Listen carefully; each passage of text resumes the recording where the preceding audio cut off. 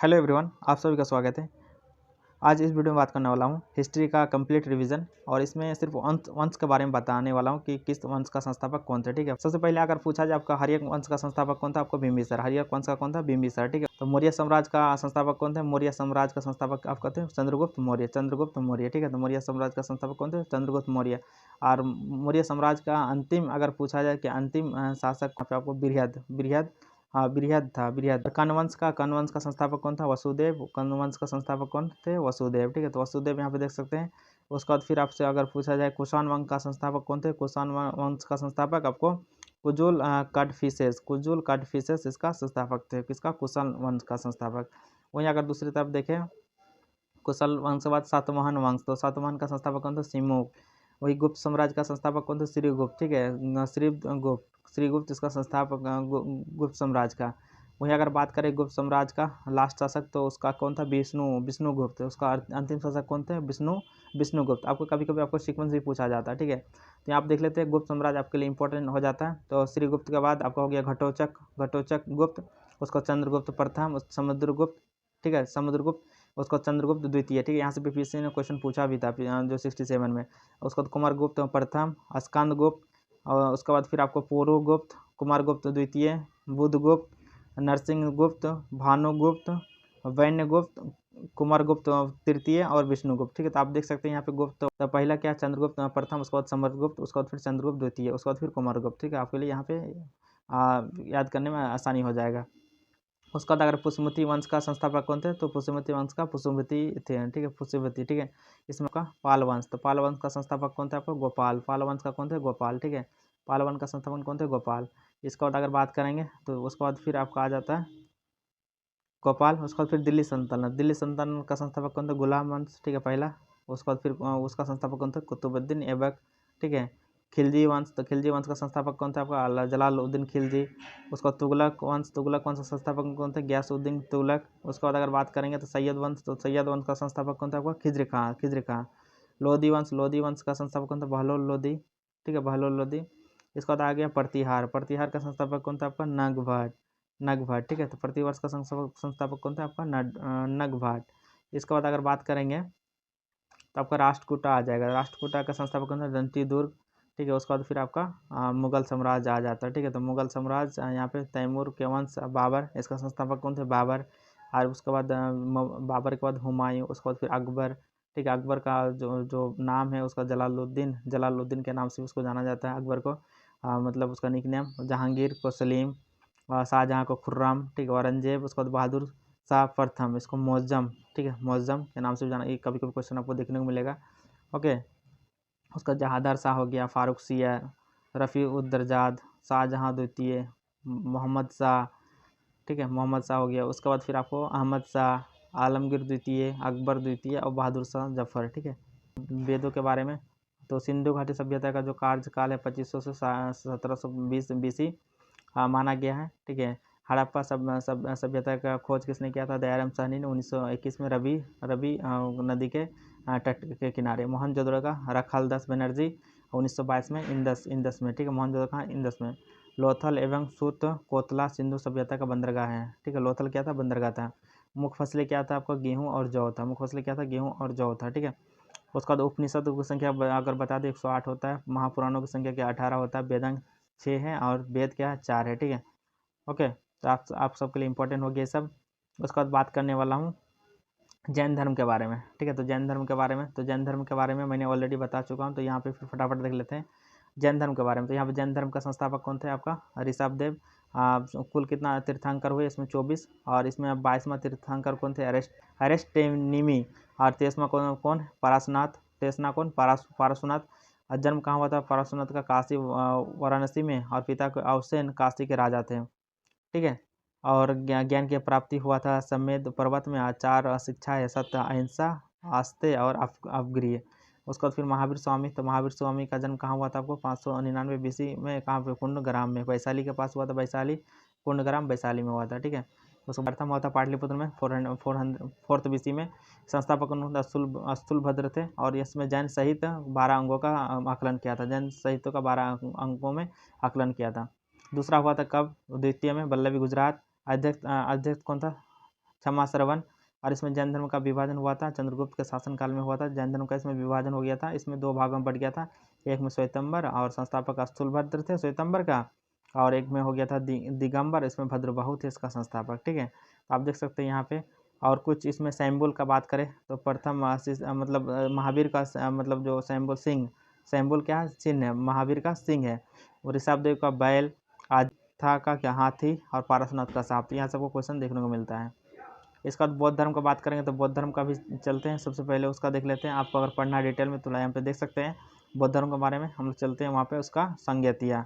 तो बौद्ध संज्ञतिया 4 हुई है, तो चारों देख लेता हूँ फटाफट। तो यहाँ पे पहला बौद्ध संज्ञतिया किसके कार्यकाल में हुआ है? आपका आज़ाद शत्रु के कार्यकाल में हुआ। कहाँ पे हुआ? आपका राजगिरी में 483 BC में महाकश्यप इसका अध्यक्ष किया था। कौन किया था इसका अध्यक्ष? महाकश्यप। द्वितीय कब हुआ था? 383 BC में वैशाली में हुआ था, काला अशोक कार्यकाल में और शासनकाल में, और साबाका में इसका अध्यक्ष थे।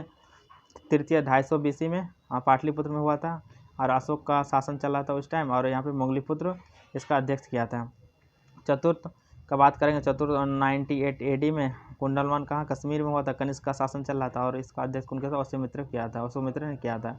इसके बाद बात कर लेंगे दिल्ली सल्तनत के बारे में, अलग अलग थोड़ा सा टाइमलाइन के हिसाब से। ठीक है, आपको क्वेश्चन यहाँ से छूटे ना। ठीक है, कभी कभी क्वेश्चन पूछ देता है। दिल्ली गुलाम वंश, ठीक है, तो गुलाम वंश में यहाँ पे टोटल कितना साल तक शासन किया? 84 साल तक शासन किया। ठीक है, और इसका संस्थापक कौन थे? कुतुबुद्दीन ऐबक, गुलाम वंश का संस्थापक। ठीक है, उसके बाद फिर खिलजी वंश, खिलजी वंश में कितना हो गया? 30 साल तक शासन किया, और इसमें जलालुद्दीन फिरोज इसका क्या था? इसका संस्थापक था। और तुगलक वंश का कौन थे यहाँ पे संस्थापक? 74 साल तक शासन किया दिल्ली में, दिल्ली सल्तनत में। इसमें गयासुद्दीन तुगलक। और सैयद वंश में 37 साल तक शासन किया, और इसमें कौन का? खिज्र खां इसका संस्था मतलब कौन थे? इस वंश का स्थापना किसने किया था? खिज्र खां ने किया था।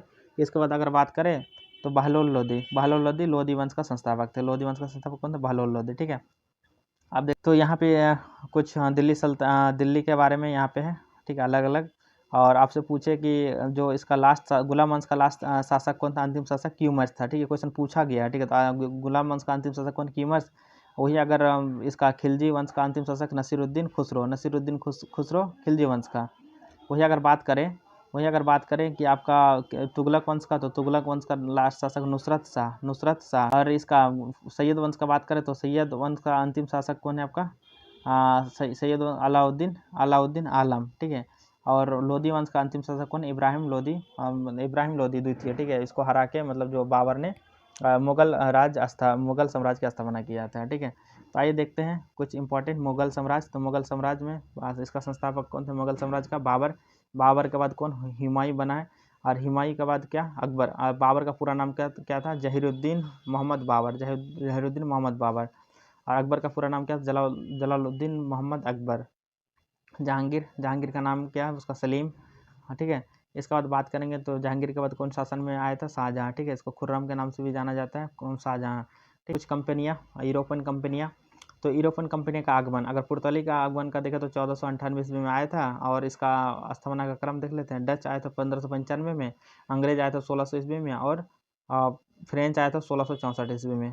स्थापना का क्रम देख लेते हैं तो स्थापना का क्रम पुर्तगाल 1498 में, और ये एक कोची फैक्ट्री कहाँ लगाया था? कोची में लगाया था 1503 में। अंग्रेज मतलब आया था कहाँ? 1600 में, और यहाँ पे फैक्ट्री कहाँ लगाया था? सूरत में। ठीक है, कहाँ? सूरत में 1608 में लगाया था। डच 1602 में, और मुसलीपट्टनम में लगाया था 1605 में अपना फैक्ट्री। और फ्रांस 1664 में आया था, और सूरत में 1668 में अपना फैक्ट्री लगाया था। इसके बाद कुछ आयोग के बारे में बात कर लेते हैं, वो इंपॉर्टेंट हो जाता है। अकाल आयोग, तो लॉर्ड लिटन के समय काल में 1876 से 78 में मद्रास, बॉम्बे और मैसूर, हैदराबाद उपरांत कुछ भागों में मतलब बहुत अकाल आ गया था। ठीक है, तो इसी की अध्यक्षता में मतलब एक स्ट्रेची के अध्यक्षता में एक प्रथम अकाल आयोग नियुक्त किया गया था। किसका अध्यक्षता में? स्ट्रेची के अध्यक्षता में। ठीक है, तो स्ट्रेची के अध्यक्षता में प्रथम अकाल आयोग को नियुक्त किया गया था। इसका बात करेंगे तो स्वामी दयानंद सरस्वती, भारत का मार्टिन लूथर कहा जाता है इसको। 1875 में बॉम्बे में आर्य समाज की स्थापना किया था। वेदों की ओर लौटो का नारा भी दिया था। 1874 में सत्य प्रकाश पुस्तक भी लिखा था। कौन? दयानंद सरस्वती। दादा भाई नौरोजी के बारे में बात करेंगे तो दादा भाई नौरोजी, ठीक है, 1892 से 94 में ब्रिटिश के हाउस ऑफ कॉमन्स मेंबर में मतलब रहा, चुने जाने वाले प्रथम भारतीय। आर्थिक विकास निकासी के सिद्धांत, ब्रिटिश की सिद्धांत पार्लियामेंट के सदन में आलोचना, poverty and un British rule in India नामक पुस्तक भी लिखा है। अखिल भारतीय किसान सभा, तो इसका स्थापना कौन किया था? स्वामी सहजानंद सरस्वती 1936 में किया था। कहाँ पे किया था? आपको लखनऊ में किया था। प्रथम अधिवेशन लखनऊ में हुआ था। अध्यक्ष था स्वामी सहजानंद, महासचिव NG रंगा थे। नोट सम्मेलन में नेहरू जी भी भाग लिया था। इस सम्मेलन में क्या नेहरू जी भी भाग लिया था। फॉरवर्ड ब्लॉक का स्थापना किसने किया था? फॉरवर्ड ब्लॉक का स्थापना किया था सुभाष चंद्र बोस ने 1939 में, और उसका उपाध्यक्ष था MS कैवेसर। प्रथम सम्मेलन नागपुर में हुआ था 1940 में, ठीक है, फॉरवर्ड ब्लॉक का। होम रूल लीग का, तो होम रूल लीग बाल Gangadhar Tilak plus Annie Besant वर्ष 1916 में किया था। अध्यक्षता कौन किया था? जोसेफ बेपिस्टा किया था। और वैलेंटाइन सिरो ने तिलक को भारतीय असंधि का जनक भी कहा था। कौन कहा था भारतीय असंधि का जनक? इसको बाल गंगाधर तिलक को वैलेंटाइन सिरोल ने कहा था। क्वेश्चन पूछा जाता है आपसे, तो ये भी आपके लिए इंपॉर्टेंट हो जाएगा। इसके बाद बात करेंगे इंडियन एसोसिएशन, तो इंडियन एसोसिएशन सुरेंद्र नाथ बनर्जी तथा आनंद मोहन बोस ने 26 जुलाई 1876 में कलकत्ता में किया, ठीक है। कहाँ किया था? कलकत्ता में किया था इंडियन एसोसिएशन का स्थापना। इसके बाद बात करेंगे गदर पार्टी, तो गदर पार्टी का स्थापना किसने किया था? सरदार सोहन सिंह ने 1913 ईस्वी में सैन फ्रांसिस्को में किया था, USA में, ठीक है। इसका गठन किया था। इस पार्टी के प्रमुख नेता कौन थे? लाला हरदयाल, ठीक है, भाई परमानंद और रामचंद्र इनके प्रमुख नेता थे, ठीक है। तो आपके लिए इंपॉर्टेंट हो जाता है। कहाँ पे किया था? सोहन सिंह ने आपको USA के सैन फ्रांसिस्को में किया था। स्वराज पार्टी, तो स्वराज पार्टी का गठन किसने किया था? चित्तरंजन के द्वारा मार्च 1923 ईस्वी में इलाहाबाद में किया गया था। इसका महासचिव कौन था? मोतीलाल नेहरू था, ठीक है। इसका महासचिव मोतीलाल नेहरू। आज़ाद हिंद फौज का कौन स्थापना किया था? नेताजी सुभाष चंद्र बोस 1943 ईस्वी में किया था। कहाँ? सिंगापुर में, ठीक है। नोट यहाँ इसके बाद बात करेंगे बिहार, तो बिहार प्रांतीय किसान सभा की स्थापना किसने किया था? तो आपको यहाँ पे सोनपुर में हुआ था वर्ष 1929 में, ठीक है। स्वामी सहजानंद की अध्यक्षता में हुई थी, स्वामी सहजानंद की अध्यक्षता में, ठीक है। बिहार में स्वराज पार्टी का गठन कब हुआ था? 1923 में, फरवरी 1923 में। इसका किया गया था। प्रथम अध्यक्ष कौन था इसमें? श्री नारायण प्रसाद, ठीक है, श्री नारायण प्रसाद। बिहार में भी एक स्वराज पार्टी का गठन हुआ था। उसका गठन कब किया था? फरवरी 1923 में। और इसका प्रथम अध्यक्ष अगर बात करें तो कौन थे? आपका श्री नारायण प्रसाद। और प्रथम सचिव अब्दुल बारी, ठीक है, अब्दुल बारी। तो यहाँ पे हैं नेक्स्ट कल्हन। कल्हन के द्वारा कौन कौन पुस्तक लिखा गया था? राज तरंगनी, ठीक है, राज तरंगनी पुस्तक लिखा गया था, ठीक है, कल्हन के द्वारा। कल्हन के द्वारा कौन? राज तरंगनी पुस्तक लिखा गया था। पाणिनि के द्वारा कौन सा पुस्तक लिखा था? अष्टाध्यायी पुस्तक लिखा गया था, ठीक है। और इसी में पहली बार लिपि का प्रयोग हुआ था। इसी पुस्तक में पहले लिपि का प्रयोग हुआ था। हेरोडोटस को इसका इतिहास का पिता कहा जाता है। हेरोडोटस को इतिहास का पिता कहा जाता है, ठीक है। इसके बाद अगर बात कर लेते हैं कुछ इंपॉर्टेंट फैक्ट्स आपके लिए, फटाफट देख लेता हूँ। टॉलमी भारत का भूगोल नामक पुस्तक लिखा है। टॉलमी ने भारत का भूगोल नामक पुस्तक लिखा है। इसके बाद बात कर लेते हैं कुछ चीनी यात्री, चीनी लेखक के बारे में। तो फाहियान, तो चंद्रगुप्त द्वितीय के दरबार में आया था कौन? फाहियान। ये आपके लिए इंपॉर्टेंट हो जाता है। संयुगन 518 में भारत आया था, ठीक है। तो ये आपके लिए इंपॉर्टेंट हो जाता है। कब आया था? 518 ईस्वी में। हेनसेंग हर्षवर्धन के शासनकाल में भारत आया था। 629 ईस्वी में भारत आया था। इत सिंह कब भारत आया था? 7वीं शताब्दी के अंत में भारत आया था, ठीक है। तो आपके लिए इंपॉर्टेंट हो जाता है। नेक्स्ट देख लेते हैं कुछ अरबी लेखक के बारे में। तो अलबरूनी महमूद गजनवी के साथ भारत आया था। किताबुल हिंद या तहकीक हिंद पुस्तक लिखा था। किसके साथ आया था? महमूद गजनवी के साथ भारत आया था। इब्न बतूता रेहला नामक पुस्तक लिखा है। इब्न बतूता रेहला नामक तारानाथ, कंगयूर तथा तंयूर नामक ग्रंथ लिखा है। कौन? आपका तारानाथ। इसका बाद अगर देख लेंगे, सर अलेक्जेंडर कनिंघम को फादर ऑफ इंडियन आर्कोलॉजी कहा जाता है। सर अलेक्जेंडर कनिंघम को फादर ऑफ इंडियन आर्कोलॉजी कहा जाता है। सर्वप्रथम भारतवर्ष का जिक्र हाथी गुफा अभिलेख में है। सर्वप्रथम कहाँ से मिलता है भारत का जिक्र? हाथी लेखा अभिलेख में मिलता है। अभिलेखों का अध्ययन इपिग्राफी कहा जाता है। अभिलेखों का अध्ययन क्या कहा जाता है? इपिग्राफी, ठीक है। उत्तर भारत की मंदिरों की कला शैली क्या? नगर शैली है। उत्तर भारत की कला शैली क्या है? यहाँ से आपको देखने को मिलेगा, क्वेश्चन इंपॉर्टेंट हो जाता है।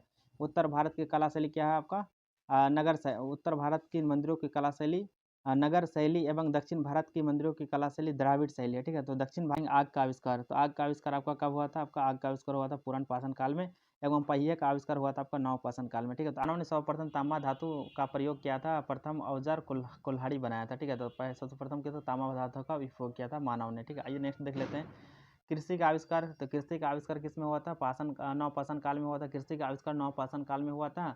और प्राचीन फसल क्या था? गेहूं था, गेहूं एवं जौ था, ठीक है। मानव द्वारा प्रयुक्त सर्वप्रथम अनाज आपका चावल था। प्रयुक्त में सबसे प्रथम क्या? चावल था। कृषि का आप देखें, कृषि का साक्ष्य सर्वप्रथम कहाँ से मिला आपको? मेहरगढ़ से मिला। कृषि का साक्ष्य सर्वप्रथम कहाँ से मिला? मेहरगढ़ से प्राप्त हुआ। रिजले ने सर्वप्रथम वैज्ञानिक आधार पर भारत की जनसंख्या का प्रजातीय विभेदीकरण किया था। किसने? रिजले ने किया था।